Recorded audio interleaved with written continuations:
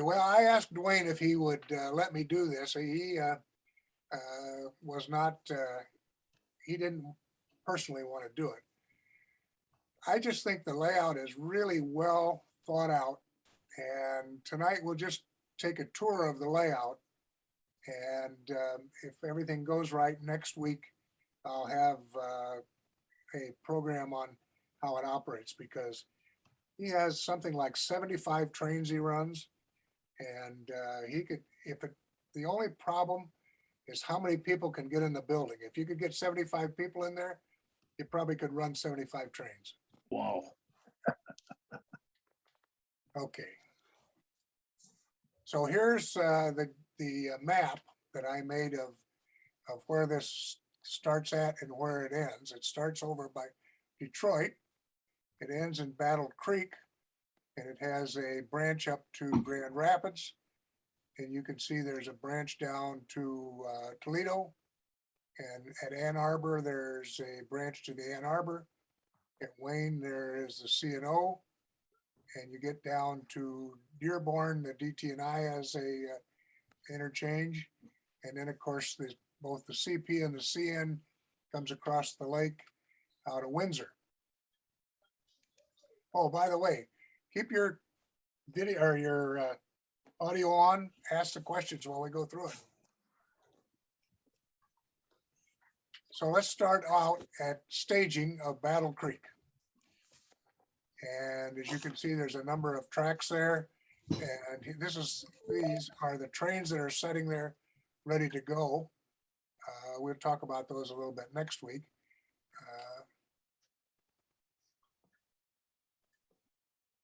And here's the station at Battle Creek. And he does have one of the drops off a carload of containers there.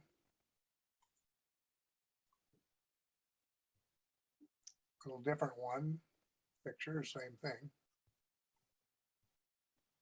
There's a passenger side of Battle Creek, which has 3 tracks. You will find one thing, he's not a purist for getting everything painted. So you'll find a few locomotives that might be not what you'd consider right, or wouldn't have any paint at all on them. His normal paint is yellow and blue. Is there anything wrong with that? I don't think so. Because otherwise I got to do a lot of work. So if I've counted things right, there's 15 tracks of freight, or tracks total, 3 of them being for passenger trains, which would be on the right-hand side. And I don't know whether you can see the cursor going here, but this is the passenger train orders are stuck along here, and back here where you can't see it is where the freight orders are. And I'll just slip back just so that I can show you what I mean.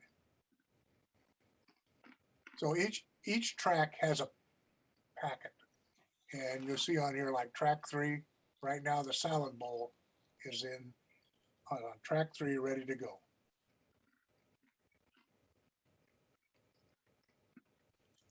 Yeah, Flexi Van. I couldn't remember what the name of it was when we passed the first time. Okay, so we'll move above that to Windsor. Again, same thing. Every track has a number, and if the train is ready to go out, you'll see it just like this. You'll have the locomotive clip at the top, and you'll have the train card, and it'll be facing you.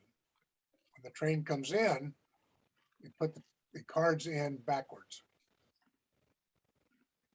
So this is a shelf that pulls out, and I counted, I think, 13 tracks on this also.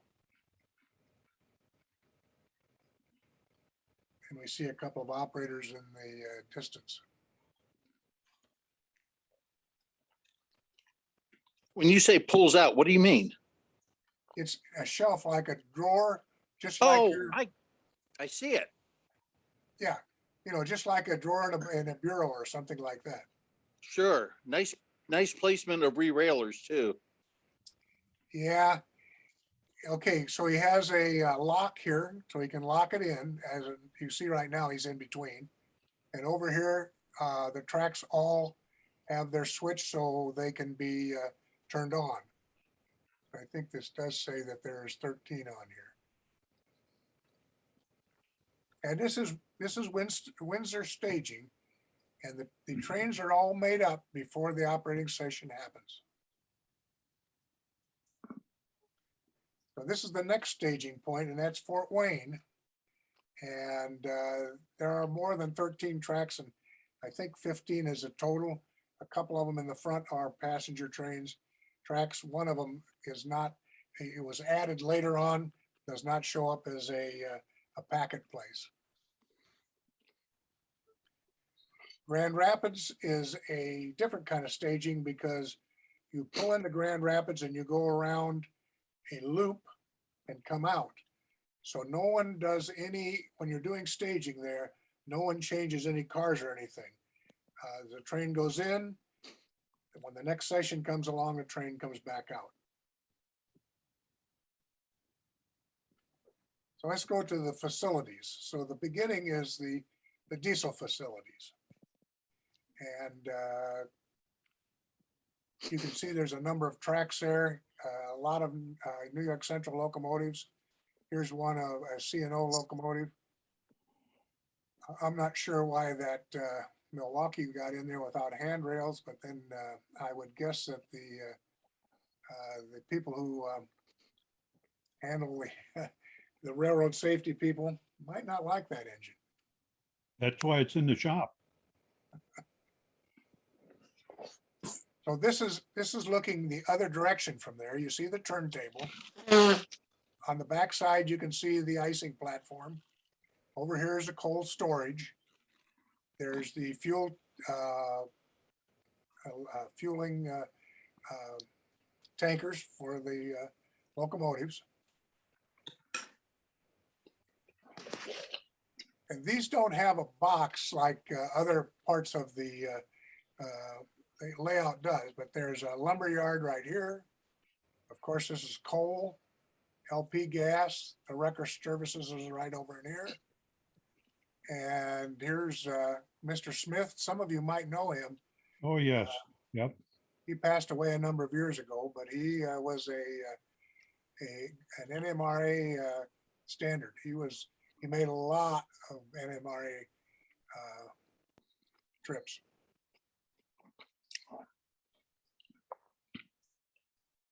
And another quick picture of the facilities. See where he keeps his clips down here for his locomotives. So this locomotive, I think, is 6905, which I'm not sure where it is in there, but every locomotive has a clip.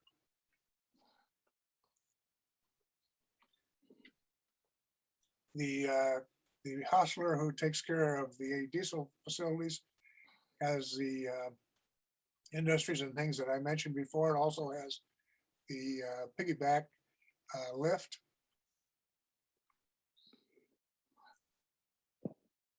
This is the steam engine facilities. He has that. Of course, down here you also have, things like coal, sand, ashes, and things to get rid of. In this case, the clips for the locomotives are just put on the edge of the table in front of the locomotives. This device here is there is a track that comes across like a swinging bridge. And that's what this is activated with a micro switch to put power in the swinging bridge. Here the steam facility is from the other side. Every track can be turned off so that things aren't running there. So now we'll go to the main yard, and we're coming up from the north end, which is the track right here ends up down in Windsor. And there'll be an operator who will work this end of the yard. And these would be the main 5 tracks through the yard. The operator here will use these tracks. The operator of these tracks will be used by the operator east end. And that's what the east end looks like.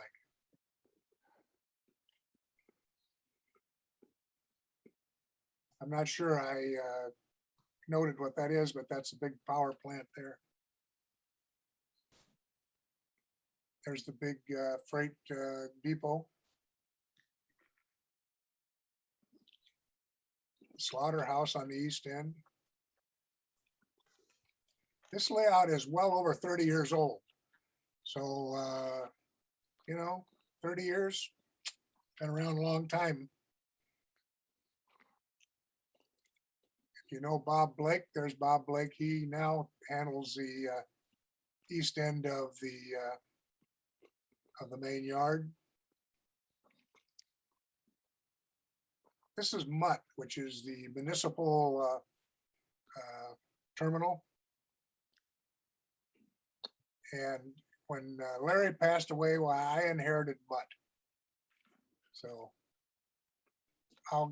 we have over 20 passenger trains that work out of here, not all of them in the same day, but there is we have a lot of traffic on the passengers in this town. And here's the owner right here, Duane Henry.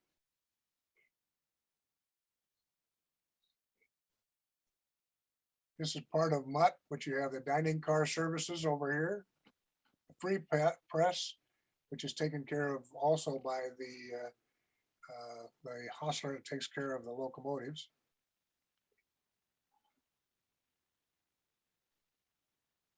The depot.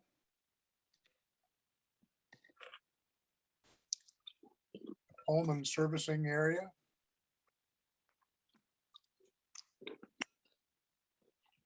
The REA building.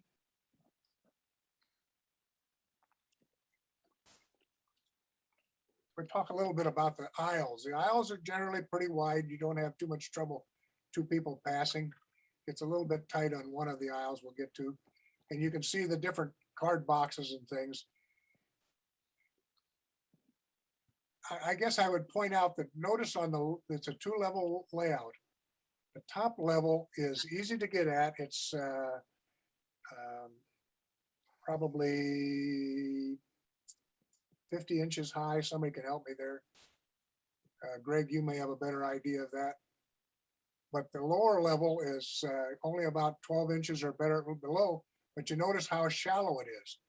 So, it doesn't matter that the thing is pretty close. So here's the back aisle. And these are 2 movable bridges. Here's the lower one that goes over to here. The upper one that goes over up here.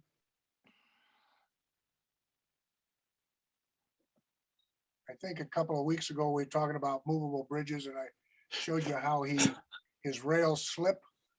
So that's how he can, how it enlarges and When you signed up, yeah. Okay, so here he is. He's going to pull us over. It's going to rest on this. There's a micro switch here that's going to operate this switch over here, and you'll be able to get onto the backside of the layout, and you'll be able to get to Fort Wayne. Fort Wayne is back in this area here. There's no duck unders on this railroad. There's the north aisle where everybody comes in. Here's the Mutt area right here, the diesel facilities. And this very steep hill is the way that Windsor traffic gets in and out. And here's where he keeps his clips and things for his locomotives.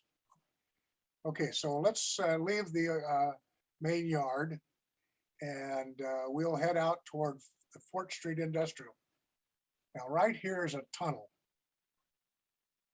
So a train will come out and it'll cut across over to here and then it'll back in there. And here's the way he handles the instructions or what is there. All of the layout that was built at first all have these that is time went on, why the instructions kind of changed a little bit. And you can see the track pattern there. So there's a terminal dock company.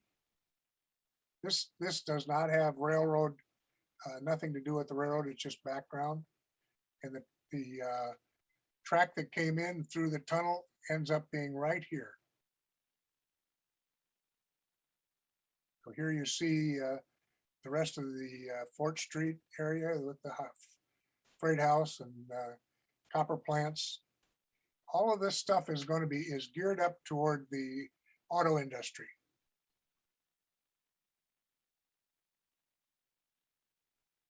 And here's the barge slip.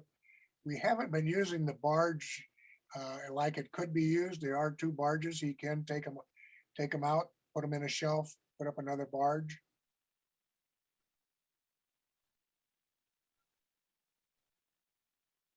So we'll now go back to where we went through the tunnel. This is Dearborn.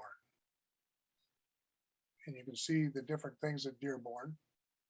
All of it again is within a foot wide, maybe a little more than that. There's one of the big industries. Most of his industries are pretty good size, and that's, you know, it really makes you think that that's what would be a railroad would serve.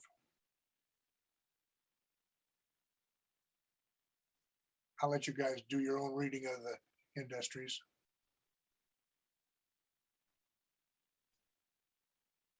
And here's the first interchange point.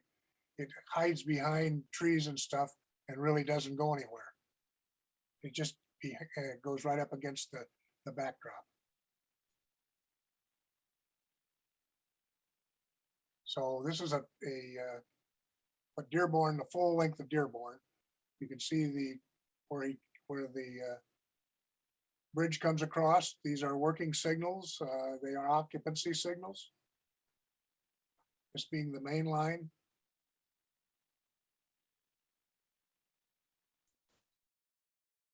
So the next place we get to is Wayne. And we have a big auto plant where we run cars inside the building. I don't remember how many cars gets in here, but there may be 6 or 7 cars in some of these places, because the tracks go way in here.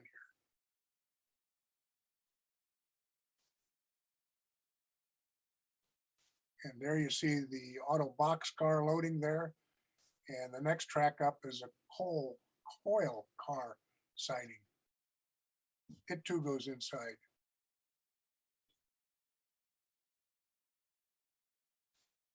There you see the beginnings of the Ford auto plant.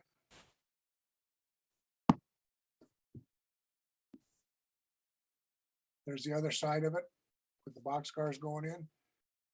There's the passenger depot. And there's an REA track here, and there's another RE track over here that you don't see. But there you can see the whole Ford plant there. And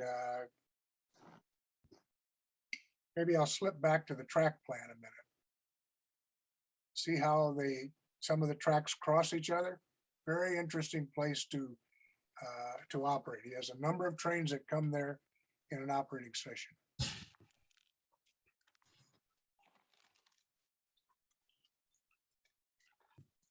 And there's the refinery on the one right behind the Ford plant.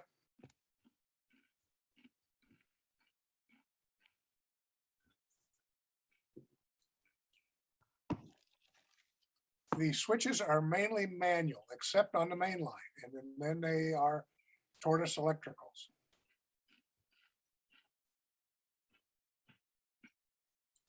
Another picture, the other side of the oil refinery and the C&O track that is there. That's their track getting into the Ford plant. And we'll see their yard in just a minute.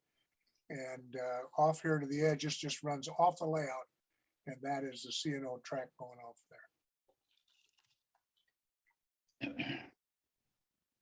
We just went around the corner. Here's Wayne. Now, right in here, you can see there's a C&O yard, so that if you're coming in here and you're gonna do some work that has cars for the C&O, you'll use this yard. And then the C&O will do the same thing, and he parks a train inside here. And again, the Ford plant has several trains coming in here. And this is being just a truck plant.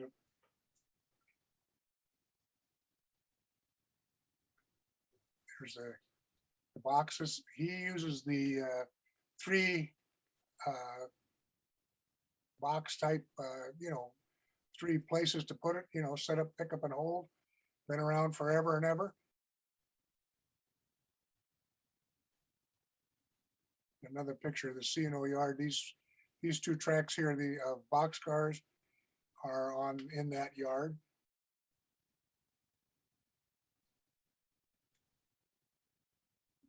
And there's the loading of some of the trucks.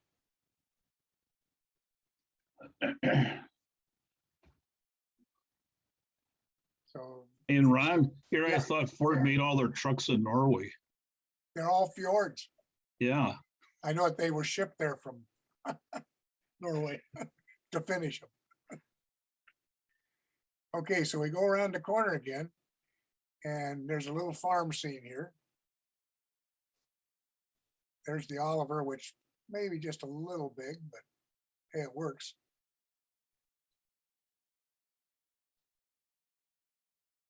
In this particular place, we have single track here.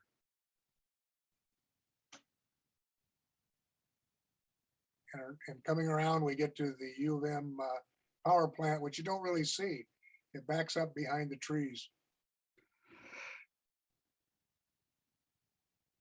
And this is Ann Arbor.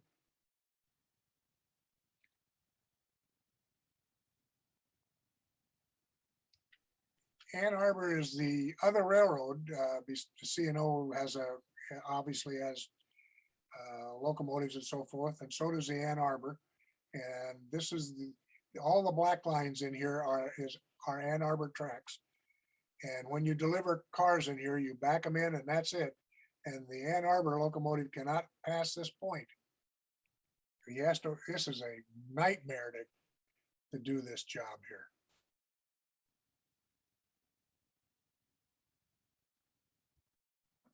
And here's some of the different industries that are in there. All of these industries came about because they took a trip to these cities and they checked out what industries were there.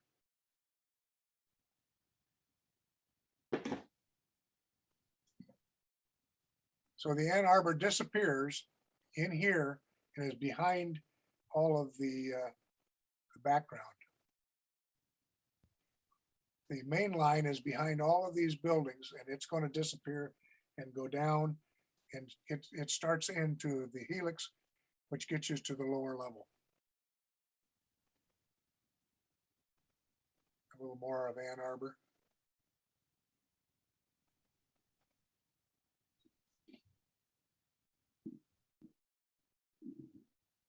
I can tell you this yard is never big enough. Not with that many cars in it, no.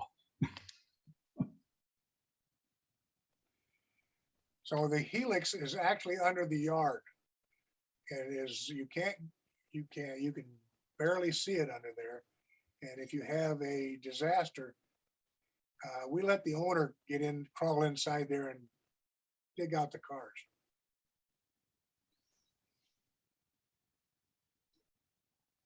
So now we're on the lower level. We're at Chelsea, and if you've ever had Jiffy Mix muffin, that's where it's made at. And these pictures here were taken in Chelsea.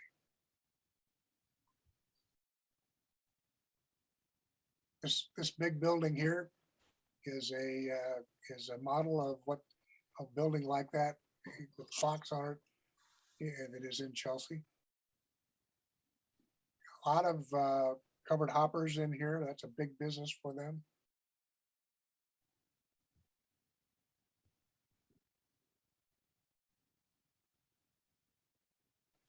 Yes, the plastic along here is kind of nice to put, just to put your cards in while you're working on this so that you don't have to, so they don't fall on the floor and so forth, which they usually do anyway.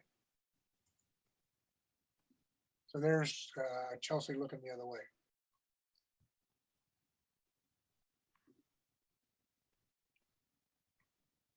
When you come around, you make a horseshoe, and now you're coming into Jackson. Jackson is the one town that has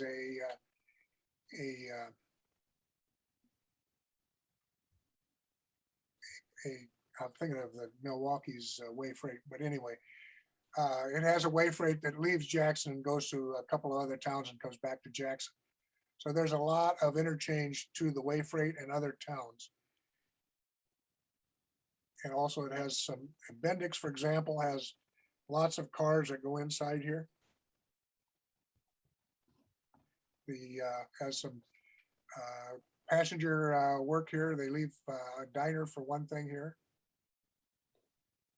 That's what it looks like from one end. You can see the Bendix that we were talking about. Cars go in there. Same in the box company. REA building here. Again, you can see the difference between the two levels. This one is the maybe 6 inches wide, maybe less, and no switches or anything on there. So you very rarely ever have any problems up there.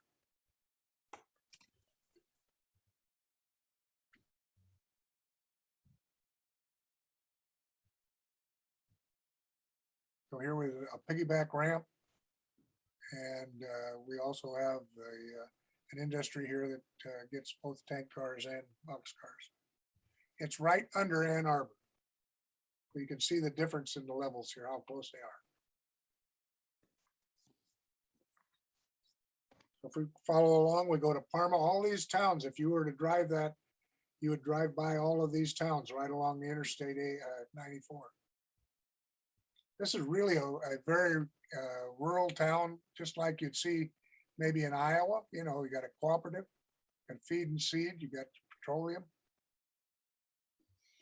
Mhm.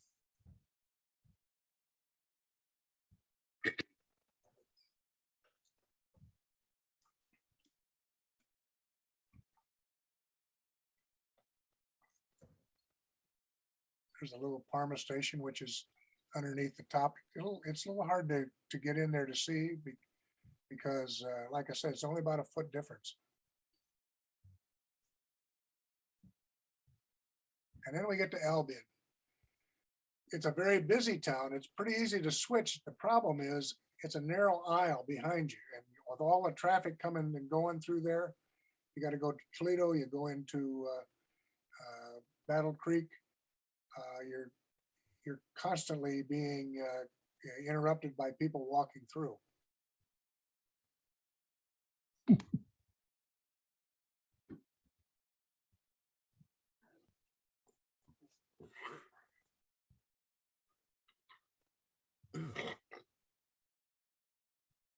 There's a couple of tracks here. For instance, you wonder why there's a Battle Creek track when this track goes to Battle Creek.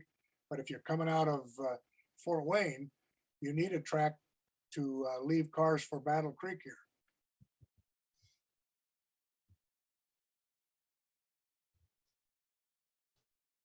And on the other hand, if you're a Battle Creek train, you need to be able to leave cars for Fort Wayne. The next is the entrance to the Battle Creek staging yard, which I didn't take any pictures under there. It's all undeveloped. And if we think about back to the very start, it goes by the depot there and into the staging yard.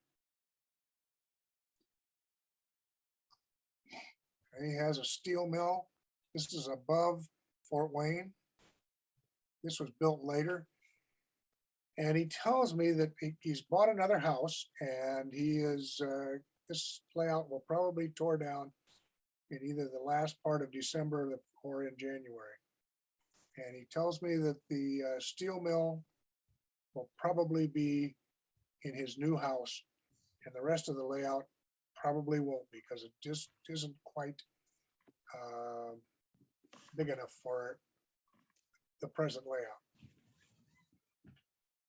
That's the other side of the steel mill.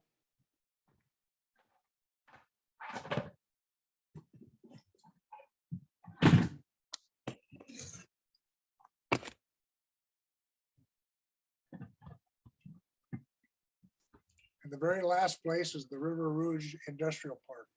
And this was built last, and you can see how he's changed his format of how he tells you where everything is at. And it is complicated to for all the buildings and stuff that's in there. A lot of track crossings and everything else there.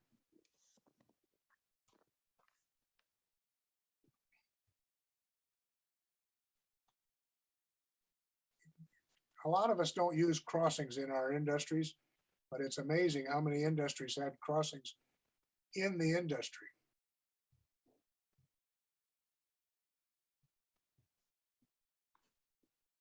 That's the other end of River Rouge. And here along the wall, this goes all the way back to the steel mill. And under here is this is probably an old picture. I know it is. And the bridge comes out of here, comes across here to the steam facility and into the passenger facility. But that's not shown on here because it was built after the picture was taken. Yeah. Yeah, this River Rouge section is a lot of fun to operate because of, well, you saw the track pattern and the track diagram, and it's great fun to try to organize cars to go out of there or to bring cars back and spot them.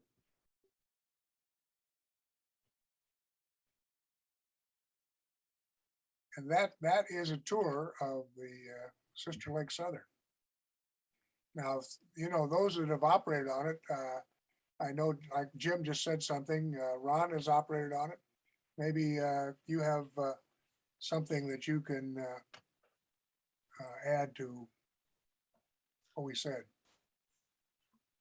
Oh, I can say it's a great challenge when you're running over there because of number of trains that are in operation at a time. But they've done Duane's done a real great job of his layout and his design of the layout. It's fun to operate. Yep, it is. Greg's been there. Greg, what do you got? Yeah, it's been great for me. I've learned a lot on the layout. Those bridges operate real well to really expand the feel of the railroad. And you see all the staging. So there's just a ton of trains that run. You're never waiting long for a train, that's for sure. And like Ron said, the upper layer where you're operating is probably right around 50 inches, 54 inches maybe. And then that area that's up beyond where Jackson is that Ron mentioned, there's no switches or anything. That maybe gets up to 60 inches there. But that's more of a scenic area where you're just running trains through there. So there's a lot of, it's a big room and there's a lot of railroad packed into it. But as you can see, the aisles, that back aisle is sometimes hard to get two people through there.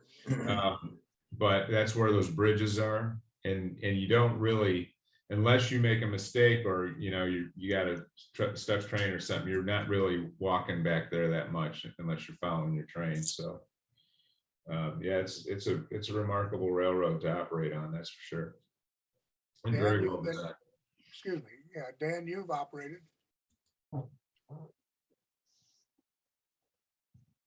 Maybe. Dan- Yeah, okay, it's the first railroad I got invited to operate on. I didn't know anything about operating sessions. I've done it for 2 years. I love it. It's challenging. I don't think I've run the same train twice. He's got enough trains that, you know, you just come once a month and it's like invariably you get something different. Okay. Hey, Ron, would you show the roundhouse picture again, please? Sure. Well, maybe I will.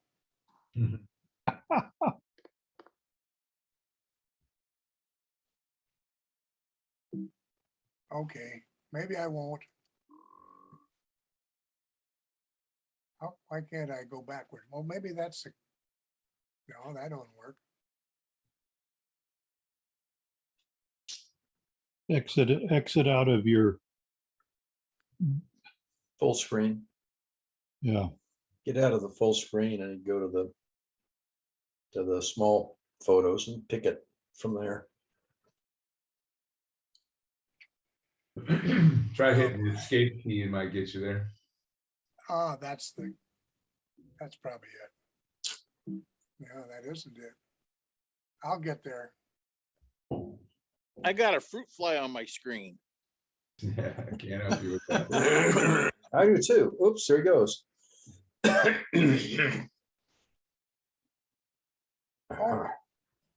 love that. the beginning. Oh, there's a little arrow down here, you know, by sheer chance, I clicked on it.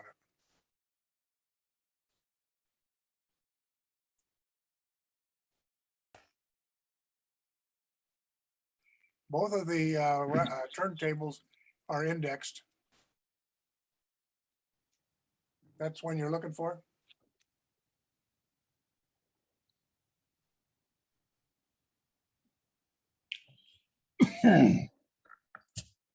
Yeah, the other thing is that Duane has his own paint scheme for the locomotives, and most of them are painted. And then he's also got a real slick B-line service freight. So he's got all the boxcars painted the same, and it looks real sharp. I'm just glad that he doesn't have the steam locomotives blue and yellow.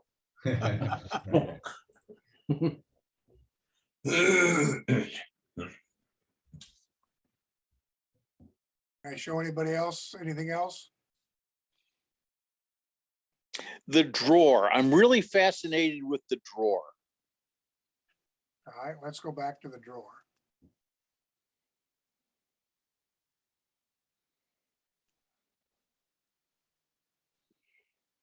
It works. Okay, can you pull that from one end, or do you have to stand in the middle? Now you stand in the middle and you have to Okay. raise it up just a little bit to take some of the weight off. That's really Oh, heavy. oh, okay. Yeah, no kidding. I can imagine. It's very wide. You have to, you know, put your arms out about as far as possible.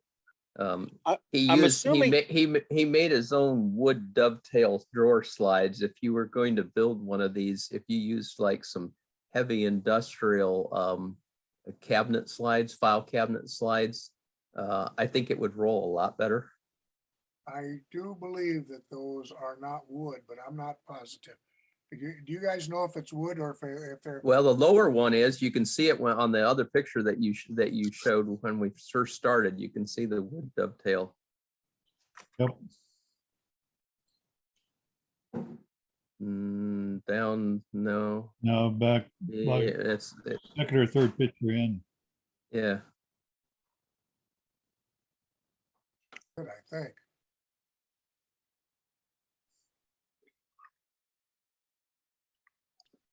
I can't, Can't go back to the beginning. yeah, I can go back to the beginning. Yeah, it's down at the, it's when you were doing Windsor. When, yeah, and you're showing the staging, it was visible.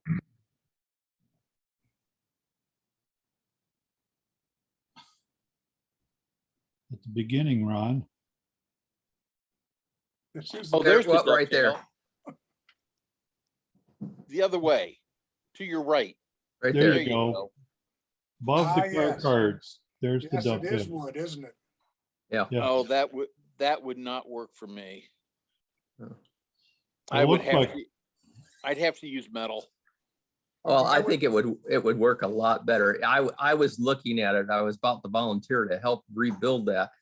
But he doesn't have the vertical height here to just remove these and put in the heavy steel ones. It would be a real challenge. It could be done, but I mean, if he's moving the layout, then that's the time to rethink that. But it's really cool though. Those drawers are neat. Mhm. And he has that metal edge along it that he's got drilled with that pin. And in most cases, when that pin indexes, your rails are lined up, you can leave. Yeah, let me go forward a little bit because to that point. And you see the locking mechanism here. And then Oh, yeah. he's put the re-railers here. There's one here and there's a re-railer on every track. So you don't have too much trouble with that problem. And the neat part of that is that when you're underneath down at Battle Creek, well, you got to go through a whole bunch of switches. And if something malfunctions in the switch, it's difficult to get your hands under there to work on it. Where up here, everything is up and, you know, there's no switches at all.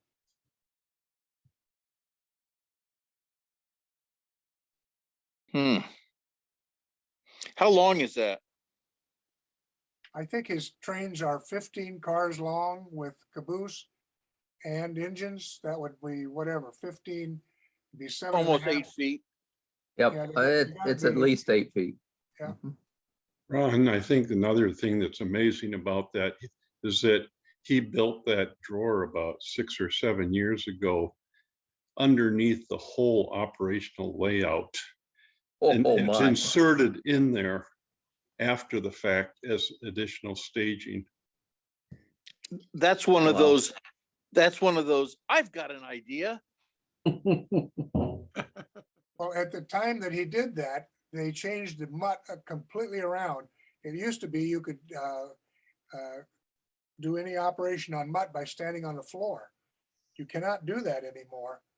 I'll go up here a little bit to mutt.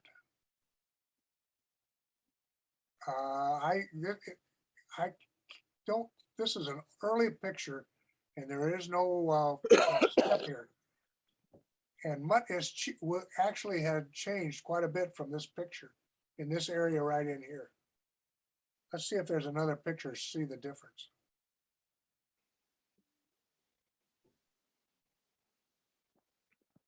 Oh, I know what. Let me go forward here. I know why I put that in there because of the industries.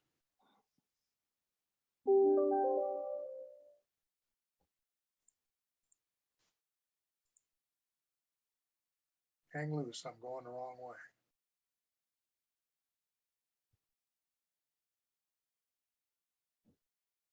Okay, this is a newer picture of the passenger area. This area over right along in here, that wasn't there at that time. Windsor actually was at the same level as this was. And then in order to make this wider and have more activity, that's when he put the drawer underneath. Hmm. Okay, now let me get this straight, please. When you pull the drawer out, how much do the cars shake? Well, I won't say that you never have a problem with derailments, but I would say that Okay. you unless you really abuse it, you rarely have trouble. It works very good. It works. Okay. You have to take it easy and take your time, but it works real good. Okay, so one person operates that staging yard then. You say operates it. Well, one person sets it up. If you're assigned a train, do you move that thing out to grab your train? Right. Each person gets them their own train. Right. So when Okay, you're so done, when So you're done, they you move gotta it out put- themselves and lock it, Yes, take their train out. Do they zero it back to yes. push it back in? They have to push it back in again. Okay, I Okay. get it. So otherwise it's in the way. Right. The aisle that you can't walk through, the aisle's full. Okay, there you go. Well, there's room enough for one person.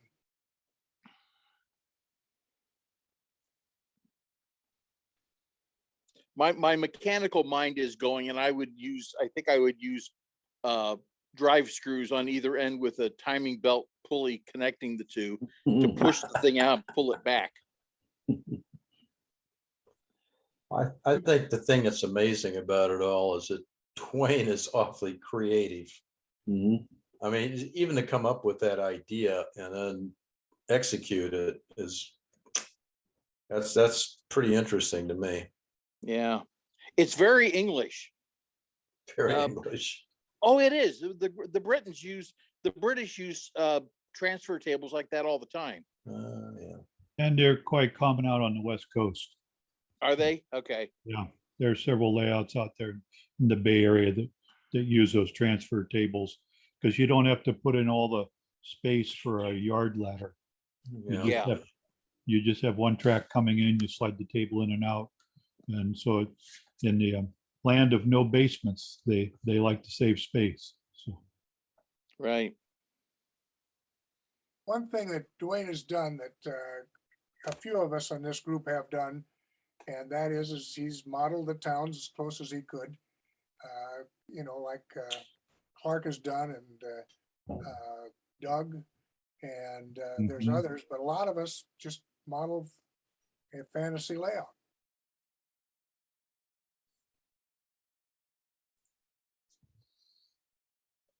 well, I think that part of that's come through, Ron, and in more recent years, we've had greater access to things like prototype maps and Sanborn maps and aerial photos, et cetera. The internet has made it possible to research an area you want to model and get a better feel for the industries are there, the track layouts. Sure, we still modify. I've modified a lot of them, but I have far better access and far better information than I did 40 years ago when I started laying track. So, Yeah. I think you're right, Doug. And the other thing is that, you know, we all kind of listen to what other people are doing, and modeling the town as close as we can seems to make sense. Yeah. I mean, you're really looking at what the railroad did. Exactly. We're finding out the prototype was actually pretty smart at times.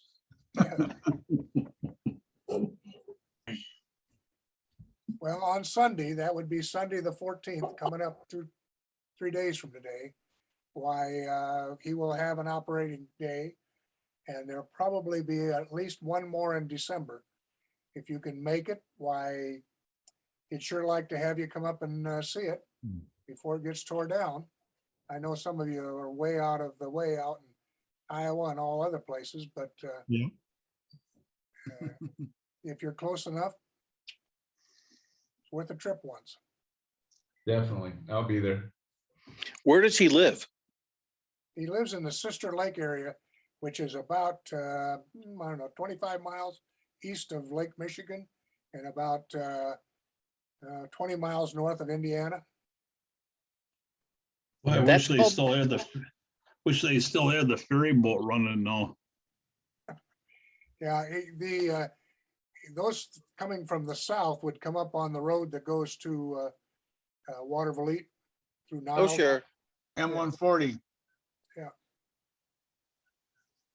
My favorite hobby shop used to be in Watervliet. Bob's. Yeah. Bob's been long gone too for a while now. Yeah. If he didn't have it, it never existed. Boy, isn't that the truth?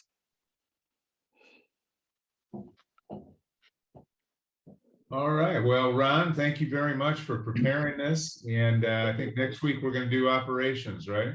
If I can get it together, I'll be taking pictures on Sunday of what we're doing All right. and show you the train operations and things like that. I won't embarrass anybody by showing that they took the car to the wrong place.